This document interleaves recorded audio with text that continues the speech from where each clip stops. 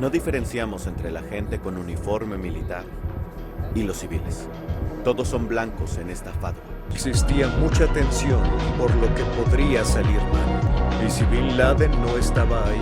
Esta es la incansable persecución de un hombre cuya sombra oscureció al mundo durante más de una década, Osama Bin Laden. No solo fueron los esfuerzos de un equipo de élite de la CIA, el ejército estadounidense y aliados internacionales, sino también el dilema moral, la estrategia y la tensión emocional detrás de cada decisión tomada en la casa de uno de los criminales más buscados de la historia. Hablo de la serie Cacería Implacable. Y antes de empezar, gracias a los miembros del Club Élite en Minutos, quienes hacen posible cada video. Si quieres ser parte de esta familia, solo haz clic en el botón Unirte. Todo inicia con el ataque terrorista a las Torres Gemelas un 11 de septiembre de 2001. El mundo observa con horror cómo unos aviones se estrellan contra las Torres Gemelas. Luego se nos presenta a Michael Morell, facilitador de los resúmenes diarios para el presidente de los Estados Unidos, desde el 1 de enero de 2001 hasta el 4 de enero de 2002, sin importar dónde se encontrara. Él estaba con el presidente. Ese día el presidente se encontraba en Sarasota, Florida, en una escuela primaria. El presidente estaba leyendo cuentos a los niños. En ese momento le avisaron que un avión se había estrellado contra el World Trade Center. Supusieron que un avión pequeño había sufrido un accidente. Llamó al centro de operaciones de la CIA y ellos no tenían información, dijeron que fue un jet comercial grande. En el cuartel general de la CIA, Centro de Contraterrorismo, Cooper Black, quien era el director en ese entonces, comenta que ese día comenzó como un día muy agradable, soleado. Él tenía una televisión en la esquina de su habitación. De pronto vio la noticia. Pensó, debe ser el peor piloto del mundo, ya que era un día con buen clima. Sonó el teléfono, contestó y reconoció la voz. Era un oficial de inteligencia. Habían estado juntos en la guerra de Angola. Le dijo que tenían un problema. Estaba en el World Trade Center y él estaba en la otra torre. Le comenta que un avión comercial, un 737, se estrelló en la torre. El problema es que había estado revisando los servicios de control de la aeronave y el piloto se estrelló deliberadamente contra la torre. Y luego dijo, nos atacaron. Estoy evacuando mi posición. El jefe de gabinete de la Casa Blanca entró al salón donde estaba el presidente y le susurró que había chocado un segundo avión. Estaban atacando a Estados Unidos. El presidente se sentó unos momentos. Se supone que no sabía qué hacer. Se notaba que estaba estupefacto, pero también mantenía la compostura. Después dijo que no quería asustar a los niños. A las 9:10 de la mañana, en el CIA Headquarters, el exdirector George Tenet dijo que había información de inteligencia de que los terroristas querían estrellar un avión contra el cuartel general de la CIA. Él dijo que estaba bien, pero no iban a evacuar, así tuvieran que morir. Tenían que responder a una crisis y como soldados, algunos no estarían ahí en el futuro.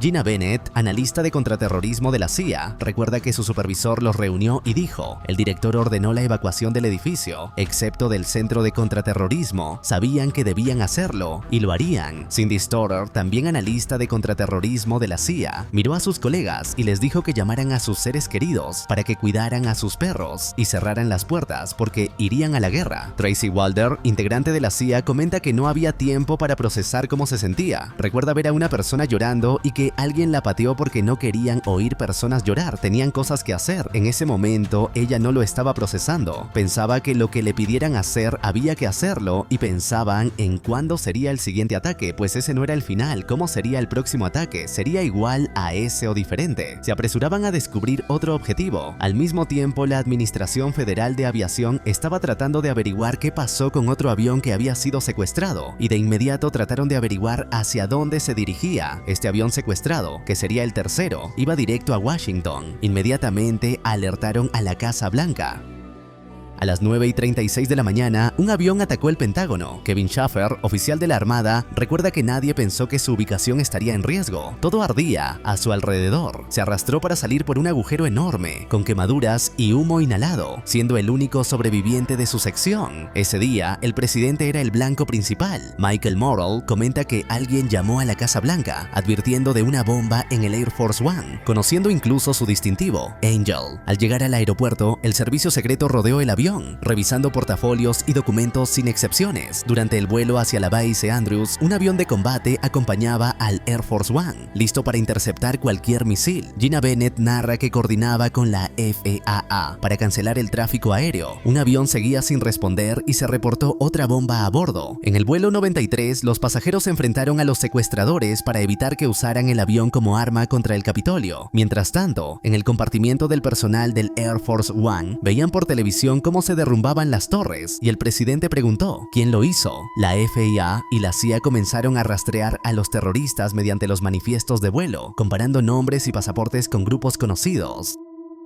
De pronto, un analista mostró un manifiesto con un nombre clave de Al-Qaeda. Inmediatamente supieron que Osama Bin Laden era el responsable de los ataques. La CIA le había informado al presidente sobre el descubrimiento. Michael Morrell estaba con él como su facilitador. Tuvieron una videollamada con él para dar la opinión inicial de lo que había pasado, de quién era el responsable. El presidente dijo que reunieran una coalición internacional. Los van a encontrar y a destruir. Y así comienza la cacería implacable hacia Osama Bin Laden. En 1993, un pequeño grupo de la CIA, principalmente mujeres, seguía a Bin Laden. Descubrieron que pertenecía a una familia adinerada e influyente de Arabia Saudita y que en los años 80 su fortuna ayudó a los afganos a enfrentar a los soviéticos. Surgió la leyenda de los combatientes en las cuevas de Afganistán, considerados nobles por Estados Unidos durante la lucha contra la Unión Soviética. Tras la victoria, Bin Laden buscaba cambiar los regímenes en el Medio Oriente, abrir un nuevo imperio islámico y expulsar la influencia occidental. Odiaba a Estados Unidos por intervenir en el mundo musulmán y apoyar líderes que consideraba infieles, además de promover valores como democracia y equidad de género, contrarios a su visión fundamentalista.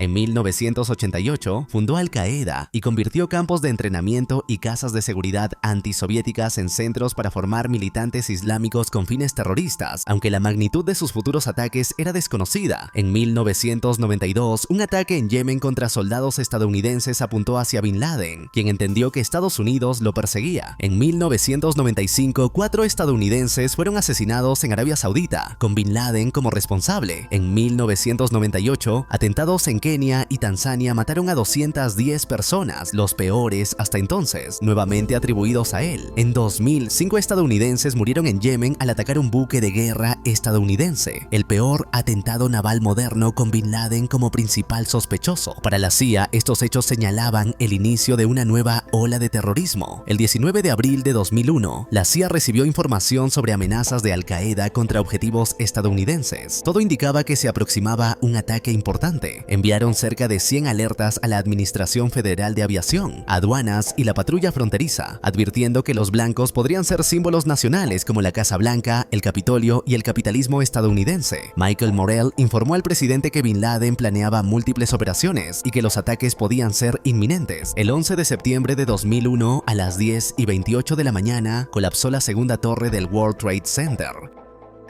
John McLaughlin, director de la CIA, expresó que vivían con la carga de no haber logrado impedir el ataque. Sabían que el régimen talibán en Afganistán protegía a Bin Laden, y McLaughlin sostuvo que debían exigir su entrega o desatar una guerra. Los talibanes se negaron. El 15 de septiembre de 2001, el presidente Bush reunió a su gabinete de guerra. Aunque desde el Departamento de Estado se sugería diplomacia, el presidente la descartó y anunció la guerra para llevar a los responsables ante la justicia. En la siguiente reunión se debatió si la CIA o el Departamento de Defensa lideraría la operación. Bush preguntó a Donald Rumsfeld cuánto tardarían en invadir Afganistán. La respuesta fue 6 meses. Cofer Black, director de la CIA, aseguró que en 6 semanas podrían tener resultados decisivos. Eso bastó para que el presidente le confiara la misión, pese a la oposición de Rumsfeld. Cofer Black designó a Gary Bernstein como comandante de campo y Hank Crompton organizó el despliegue. La operación fue nombrada Jawbreaker. Se conformaron 13 equipos de la CIA, ninguno mayor a 8 integrantes, para trabajar con aliados afganos que ya combatían a los talibanes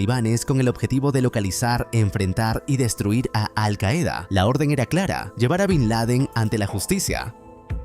La analista de la CIA, Cindy Storer, estudiaba a Bin Laden cada vez que aparecía en televisión. El fondo, si hablaba de algo nuevo, posibles movimientos. La nación se preparaba para una guerra sin retorno contra él. Días después, el presidente emitió un comunicado asegurando que se haría justicia. El 26 de septiembre de 2001, 10 estadounidenses llegaron a Afganistán en un helicóptero pesado. Para encontrar a Bin Laden, primero debían enfrentar a los talibanes. Cofer Black envió un equipo que, siguiendo la tradición Pashtunwali, se reunió con un caudillo local. Al no cooperar, el equipo los secuestró. Para noviembre de 2001, había unos 410 estadounidenses desplegados por Afganistán. El enemigo los superaba en número, pero ellos contaban con superioridad aérea. Tracy Walder, de la CIA, recuerda su trabajo en un centro de contraterrorismo. Con la operación Jawbreaker, identificaban blancos trasladando fuentes con GPS disfrazados de teléfonos y marcando posiciones talibanes para ataques precisos. Finalmente recibieron información de que Bin Laden estaba en Kabul. Se prepararon preparó una ofensiva en la planicie de Shomali con fuerzas especiales y 5.000 aliados de la Alianza del Norte contra 15.000 talibanes y miembros de Al-Qaeda. Aunque superados en número, la coordinación de la alianza y el poder aéreo estadounidense fue decisiva. Al anochecer, miles de talibanes rodearon la ciudad, pero la fuerza aérea destruyó sus búnkeres y trincheras con bombardeos de B-52 y cazas, obligándolos a abandonar sus posiciones y huir. El 12 de noviembre de 2001, desde que comenzó la ofensiva, las fuerzas antitalibanes apoyadas por Estados Unidos avanzaron rápidamente. En 2 días lanzaron 400 bombas, matando casi 1.000 talibanes, y las fuerzas rebeldes tomaron Kabul mientras la población se volvía contra los talibanes, que habían maltratado a la gente. Kabul cayó sin bajas estadounidenses. Solo 300 soldados derrotaron a los talibanes. Al-Qaeda se refugió en las montañas, en una red de túneles. La CIA envió equipos con 10 afganos, subiendo en burros, uno con un RPG. Algunos murieron y fueron sepultados. Los agentes localizaron a Bin Laden, quien contaba con 1.000 hombres, tanques y armamento, superando en número a la CIA. Necesitaban un batallón, pero el secretario Rumsfeld se negó a enviar tropas, dejando la operación a la CIA. Bombardear sin apoyo terrestre significaba que los sobrevivientes podrían huir, pero aún así se lanzó la orden. Durante 56 horas, B-52, B-1 y F-15 bombardearon el área, usando la Belu-82, la bomba convencional más grande de Estados Unidos, en el ataque más fuerte desde la Segunda Guerra Mundial. Tras los bombardeos, la CIA inició la búsqueda de Bin Laden, necesitando pruebas de su muerte. La milicia afgana celebraba la derrota de Al-Qaeda, pero 6 meses después se confirmó que Bin Laden seguía vivo, más buscado que nunca, con filiales de Al-Qaeda por todo el mundo. John Miller, periodista, en 1998 viajó a Afganistán para entrevistar a Bin Laden, aunque era muy riesgoso. Lo hizo. Cuando regresaron al hotel e hicieron las traducciones fue algo revolucionario y aterrador. Lo que Bin Laden había dicho. Bin Laden estaba insertando un mensaje. Quería que la entrevista fuera su plataforma para declarar la guerra a Estados Unidos. El 17 de diciembre de 2001, el Washington Post reporta que Bin Laden escapó porque el ejército no envió tropas por él. Los de la CIA estaban seguros de que Bin Laden se había ido a Pakistán, donde es casi imposible encontrar a alguien. Bin Laden seguía haciendo videos, donde parecía no ser un hombre que estaba siendo buscado o huyendo del peligro, y la pregunta no era dónde está Bin Laden, sino quién podría estar con él. Ali Soufan, agente especial del FBI, fue asignado a investigar los ataques de Al-Qaeda en el mundo e interrogar a sus miembros. La misión no solo era capturar a Bin Laden, sino evitar también otros ataques.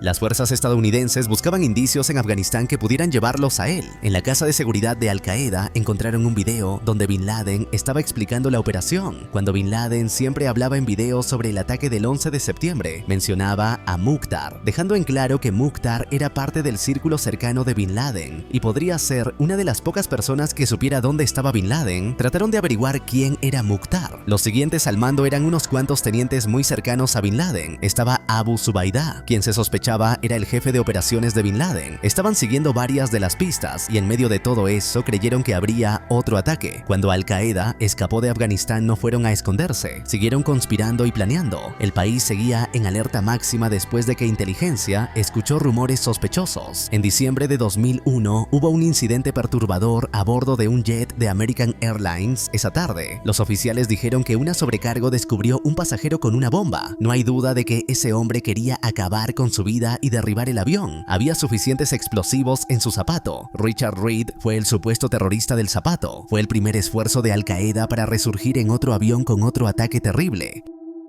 Tenían bases en todo el mundo y esos planes ya estaban en marcha. Los de la CIA se sintieron estancados, pero luego encontraron una pista sobre Abu Zubaydah. Era la persona a cargo de las operaciones de logística, reclutamiento y planeación. Era la mano derecha de Bin Laden, según la opinión de muchos. Gracias a los descubrimientos de inteligencia, empezaron a desarrollar un patrón de viaje de Abu Zubaydah en Pakistán. Pudieron reducir su recorrido a unos 17 lugares, y así tomaron una decisión sin precedentes. Tratarían de ir a esos lugares al mismo tiempo. Cuando se llevó a cabo la redada, él escapó, iba saltando de techo en techo y fue herido gravemente. Lo llevaron a un hospital. Abu Zubaydah estaba gravemente herido. Hicieron de todo para mantenerlo vivo y así poder interrogarlo. A todos les impactó que quisiera cooperar. Nombró a un miembro de Al-Qaeda que planeaba un ataque. Luego le enseñaron una foto. Él les dijo que era una imagen de Khalid Sheikh Mohammed, un terrorista que habían estado buscando durante años. No tenían idea de que Khalid era miembro de Al-Qaeda. Él era Mukhtar, y lo que descubrieron fue que él planeó lo del 11 de septiembre. Entonces Khalid había sido cómplice de Bin Laden durante todo ese tiempo.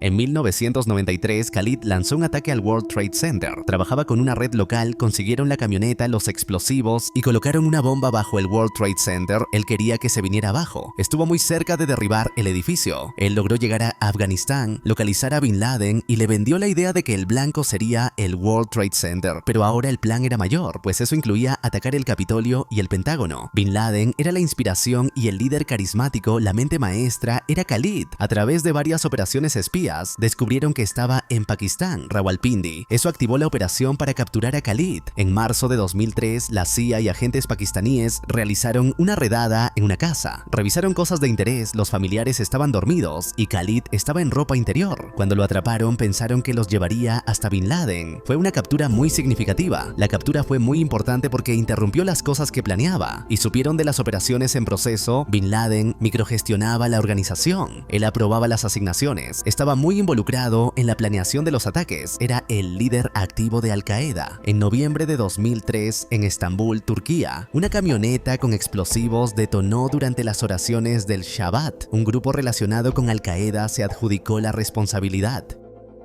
En marzo de 2004, en Madrid, España, detonaron un tren. Bin Laden se había vuelto una franquicia. Surgieron grupos de Al-Qaeda por todos lados. En Londres también hubo múltiples ataques y docenas de muertos. Khalid les había dado información de Al-Qaeda como organización, pero no quería hablar de Osama Bin Laden. Lo protegía tanto como podía. Empezaron a torturar para obtener información de los prisioneros miembros de Al-Qaeda, quienes estaban en el centro de detención de la bahía de Guantánamo, en Cuba, aunque la analista Cindy Storer estaba en desacuerdo con eso. Las recompensas por Bin Laden ascendían a $25 millones, aunque nunca dejaron de buscar a Bin Laden. La cacería se atascó, había planes contra el subterráneo de Nueva York, planes para volar 10 o 15 aviones y hacerlos estallar sobre Estados Unidos. Bin Laden estaba buscando superar al 11 de septiembre. En 2007 había reportes de Al-Qaeda por su interés en conseguir armas nucleares. Se habían reunido con científicos en Pakistán para la creación de dichas armas. Necesitaban algo más grande y mejor que el 11 de septiembre. Su visión la describían como el Hiroshima de Estados Unidos. En septiembre de 2007 salió un nuevo video de Bin Laden. Estoy vivo y bien fue el mensaje principal, el primero en casi 3 años.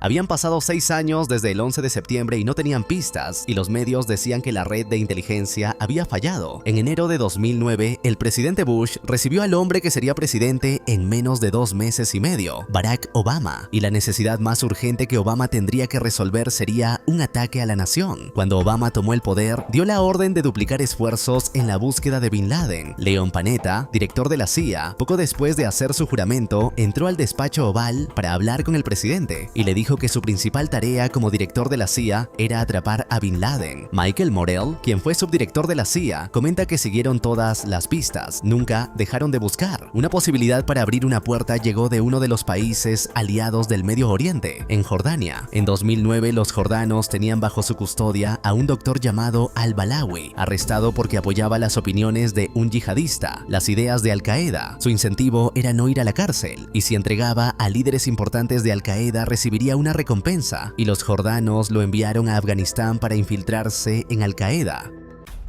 Pero de pronto desapareció, quizá descubrieron que era un espía y acabaron con él. En noviembre de 2009 reportó que estaba con el número 2 de Al-Qaeda, Zawahiri. De hecho tenía un video donde estaba cerca de Zawahiri. Para ellos era una gran oportunidad, pero tenían que ver primero si decía la verdad, por lo que arreglaron una reunión en Afganistán, en un lugar que queda cerca de la frontera con Pakistán. En diciembre de 2009 era una operación importante. Estaban muy cerca de tener pistas sobre el paradero de Bin Laden, pero lo que no sabían es que el doctor Al-Balawi, 3 horas antes, los traicionó y le contó todo a los mujahidines, y juntos organizaron un ataque para los de la CIA. Cuando los agentes de la CIA se reunieron con Al-Balawi, ocurrió una explosión. Fue un atentado suicida, acabando con 7 agentes de la CIA. El atacante había sido invitado a la base y no lo habían registrado. Los familiares de los agentes fallecidos le sugirieron a la CIA que no abandonaran la misión que les costó la vida a sus seres queridos. En enero de 2010, cada vez había más presión y más ganas de encontrar a Bin Laden, y ofrecían una recompensa de $25 millones.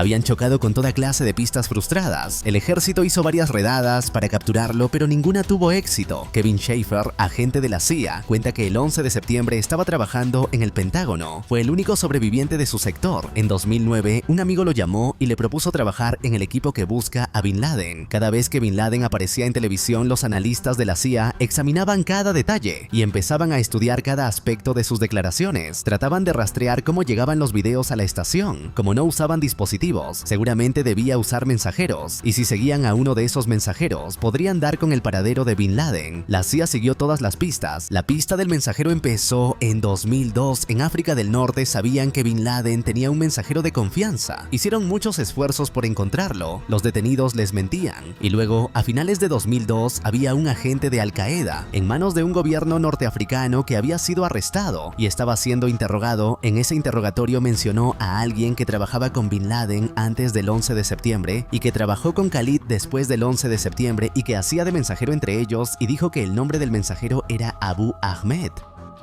La CIA estaba concentrada en buscar a Abu Ahmed. Finalmente descubrieron que era kuwaití. Siguieron todas las pistas posibles, no tenían idea de cómo era. Les costó mucho determinar sus patrones de vida, sus movimientos, a dónde viajaba, qué tipo de comunicación estaba usando y cómo las usaba, sin querer alertarlo de que le seguían la pista. Eso pasó entre 2002 y 2010. 8 años para encontrarlo en algún lugar del mundo. En el verano de 2010 hicieron un gran descubrimiento. Rastrearon su teléfono, estaba en Peshawar, un pueblo pakistaní, y escucharon una llamada. Hablaba con alguien que lo conocía desde hace años. El amigo insistía en que le dijera qué estaba haciendo. Él le dijo que estaba haciendo lo mismo que antes, y los agentes entendieron que claramente seguía trabajando para Bin Laden. Los agentes siguieron al mensajero desde Peshawar a un pueblo llamado Abbottabad. La camioneta donde se trasladaba el mensajero había llegado a una casa grande. Supieron que el mensajero Abu Ahmed había comprado esa casa en 2005, en una zona cara a pesar de que no tenía ingresos, y por cómo estaba construida la casa, claramente esa persona no quería que la vieran, pues tenía muros y mucha seguridad, y estaba bastante claro que ahí había alguien importante.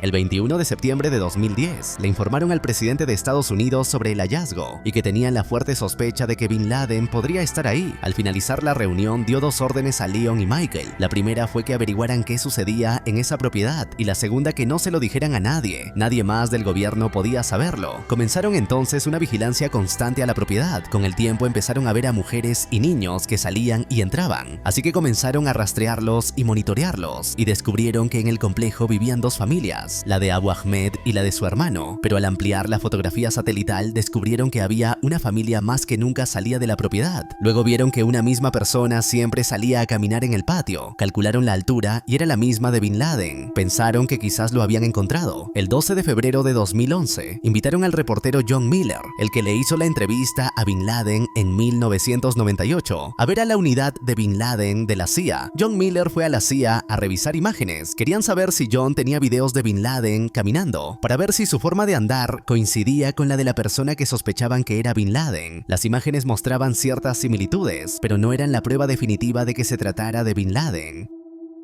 El 14 de marzo de 2011 faltaba poco para tomar una decisión de actuar contra la propiedad. El presidente quería saber qué probabilidades había de obtener más inteligencia para confirmar que Bin Laden estaba ahí. No tenían nada que probara al 100% que Bin Laden se encontraba allí. Los asesores del presidente le dijeron que si la operación fallaba, su imagen pública se hundiría bastante, pero el presidente Obama dejó en claro que no le interesaba la política. Hacía demasiado tiempo que Bin Laden escapaba a la justicia de Estados Unidos, y dio la orden de que prepararan el operativo para atacar el complejo. Contactaron a William McRaven, almirante del Comando de Operaciones Especiales de Estados Unidos. Le dijeron que la CIA creía tener una pista sobre Bin Laden. William comenta que esa era la misión más importante de su carrera. Se reunió con el director de la CIA, Leon Panetta, y le habló del complejo, así que planearon un operativo para atacarlo. El 10 de abril de 2011 iniciaron los entrenamientos. Querían a los mejores agentes para ese operativo. Había que llamar a los SEAL. El sexto equipo SEAL es una unidad de élite. La operación iba a ser en unas pocas semanas, había 0% de iluminación lunar, iba a ser una de esas noches. Para los ejercicios decidieron construir una réplica del complejo para practicar. Sabían la forma y la ubicación de los edificios, pero no cómo era por dentro. Cada noche desarmaban el complejo por si lo sobrevolaban satélites enemigos. Se llegó al 17 de abril de 2011 y seguían ensayando el operativo, una y otra vez. Tenían que simular cada detalle. Si no podían bajar la cuerda, si quedaban menos integrantes, si estallaba la recámara, 12 horas diarias o más practicando y planificando. Se llegó al 24 de abril de 2011. La base principal del operativo estaba en Jalalabad, del lado afgano de la frontera. El complejo estaba junto al West Point pakistaní, su academia militar y otros edificios de importancia estratégica. Entrenaban a soldados del ejército en Abbottabad. Debían tener cuidado ante cualquier amenaza. El presidente Obama ordenó no avisarle a Pakistán, pues su inteligencia trabajaba para ambos bandos y tenía vínculos con varias agrupaciones terroristas. Se estudiaron los radares pakistaníes para tratar de evitarlos y usaron dos tipos de helicópteros difíciles de detectar por radar. El presidente preguntó a sus asesores si debía aprobar o no el operativo. Hubo opiniones encontradas, la secretaria Clinton lo apoyó, Jim Clapper, director de inteligencia, también el vicepresidente votó que no, preocupado por cómo afectaría la relación con Pakistán, y Bob Gates, secretario de defensa, temía por la seguridad de la fuerza. El presidente escuchó todas las opiniones y reflexionó durante toda la noche. El 29 de abril de 2011, el presidente había dado luz verde al operativo. Era una gran apuesta a que Bin Laden estaba ahí y a que el operativo tuviera éxito, pero era la mejor oportunidad para atraparlo. El 30 de abril de 2011, un día antes del operativo, se celebró en Washington un gran evento, la cena de corresponsales de la Casa Blanca, y ellos decidieron asistir, porque de lo contrario se preguntarían por qué no lo hicieron. 1 de mayo de 2011, el día del operativo, era una misión con altas probabilidades de muerte, y muchos de los SEAL dejaron testamentos y cartas a sus familias. El presidente se reunió en la sala de crisis con los ministros Bob Gates y Hillary Clinton, y con Leon Panetta en un monitor. Estaba en la sala de crisis de la CIA con gran cantidad de personal. En otro monitor aparecía el almirante McRaven, que estaba en Jalalabad. La expresión de Obama era intensa y sus nervios eran evidentes.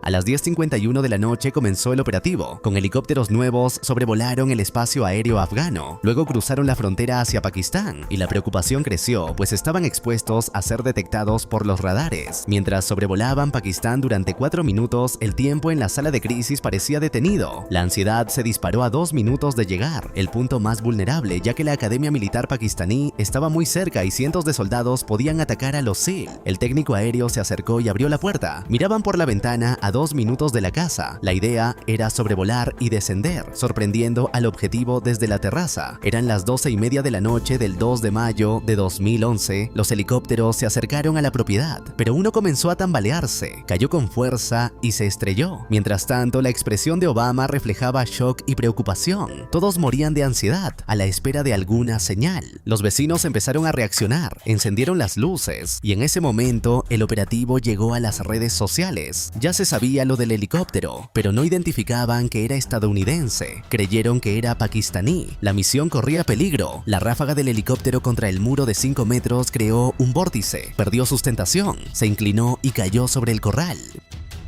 Aún así, los SEAL descendieron del helicóptero caído y pronto llegó el segundo aparato. Su piloto no sabía lo sucedido, así que aterrizó fuera de la propiedad y les indicó que salieran. Los hombres no estaban donde debían según el plan, tenían que llegar a la terraza. Por suerte, contaban con planes B, C y D. En la pared exterior había una puerta. Lanzaron un explosivo, pero no se dio. Era falsa en el muro de cemento de 1 metro de espesor. Sabían de una cochera a la derecha que funcionaba, pues vieron autos pasar y decidieron abrirla en lugar de volarla. Entraron y minutos después todos estaban en la zona central de la propiedad. Estaba oscuro, llevaban lentes nocturnos y la adrenalina a tope. Ingresaron al edificio de 3 pisos y en esos 20 minutos se definiría todo lo hecho por capturar a Bin Laden, fracaso o éxito. Hubo 20 minutos de silencio. En ese tiempo los SEAL vieron primero a Abu Ahmed y lo neutralizaron. Bajaron a la planta baja, dispararon a un mensajero y su esposa, luego subieron escaleras. Había puertas con cerrojo. Hicieron volar una, continuaron subiendo y vieron al hijo de 20 años de Bin Laden, a quien también eliminaron.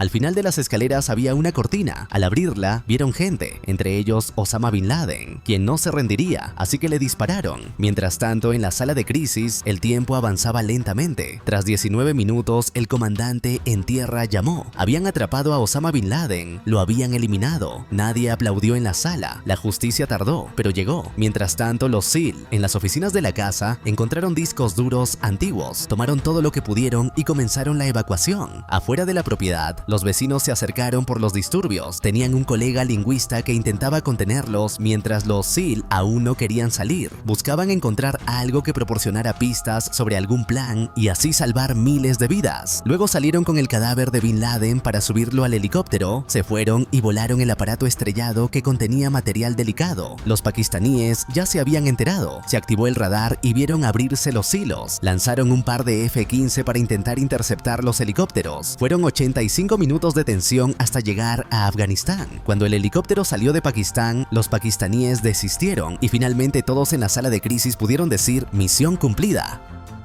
Obama se dispuso a informarlo al mundo. En televisión se le vio caminar por la alfombra hasta el podio. Solo habló a unas cámaras sin público e informó que Estados Unidos había ejecutado un operativo y había eliminado a Osama Bin Laden. Finalmente se hizo justicia para los familiares de las víctimas del 11 de septiembre y agradeció a los profesionales de inteligencia y antiterrorismo que dieron todo por ese resultado. El cadáver de Bin Laden fue trasladado a un portaaviones en el Índico, donde recibió los últimos ritos musulmanes antes de ser sepultado en el mar.